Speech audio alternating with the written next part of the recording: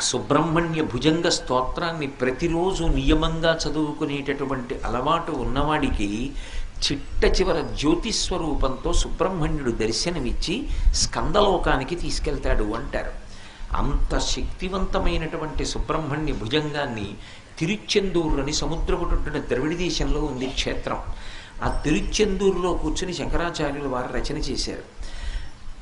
ఆయన ఆ స్తోత్రాన్ని రచన చేసేటప్పుడు మొట్టమొదట విఘ్నేశ్వరుణ్ణి ప్రార్థన చేశారు. ఆ ప్రార్థన చేస్తూ బహు చిన్న శ్లోకాన్ని ఒకదాన్ని ఇచ్చారు. అందులో సదాబాల రూపాపి విఘ్నాద్రిహంత్రి మహాదంతి వక్త్రాపి పంచాస్యమాన్య విధీంద్రాదిమృగ్యా గణేశాభిధామే విధత్తాం శ్రియం కాపి కళ్యాణమూర్తి.